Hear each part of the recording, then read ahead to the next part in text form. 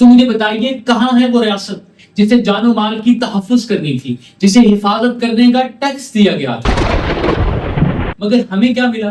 وہ جنگل کا قانون، وہ نظام جو غریب کو تو ہاف فرائی اور فل فرائی کرتا ہے، پر امیر کے سامنے وہ برہنہ ہو کر ناچتا ہے۔ قانون، پولیس، عدالتیں، حکومت، یہ سب کس لیے بنائے گئے؟ ہماری حفاظت کے لیے، یا ہمیں یقین دلانے کے لیے کہ ہم وہ مویشی جانور ہیں جو ایک باڑ میں بند کر دیے گئے؟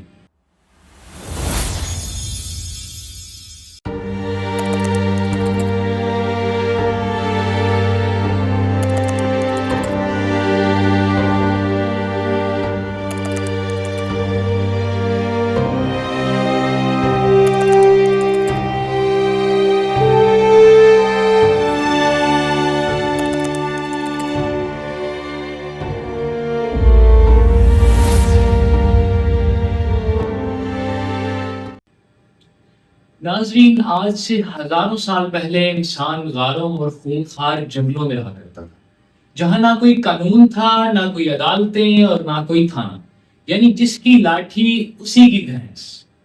کمزور کے پاس جینے کا کوئی حق نہیں تھا، چونکہ طاقتور جب چاہتا اس کے منہ کا نوالا چھین لیتا یا اس کی جان لے لیتا۔ فلسفے کی دنیا میں اسے اسٹیٹ آف نیچر یعنی قدرتی حالت کہتے ہیں۔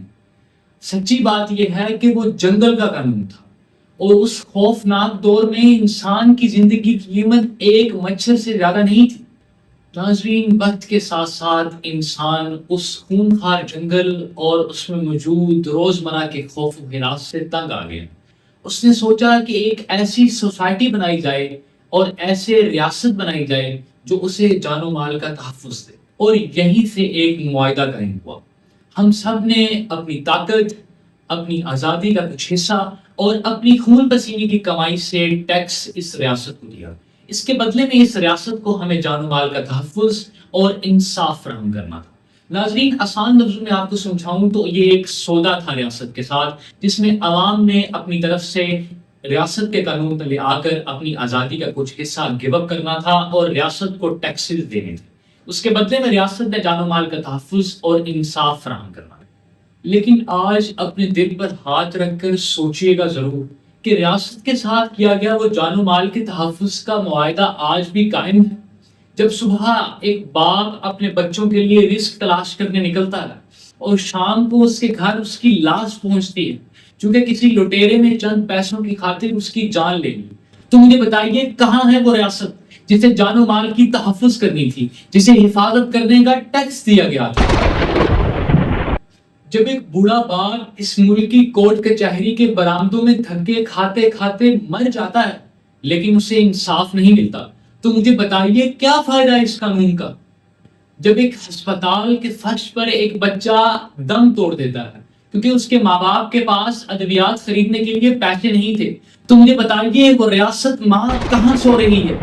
سچ تو یہ ہے دوستو کہ ہم نے اپنی آزادی بھی دے دی اور ٹیکس کی صورت میں اس ریاست پر اپنا پیسہ بھی لٹا دیا، مگر ہمیں کیا ملا؟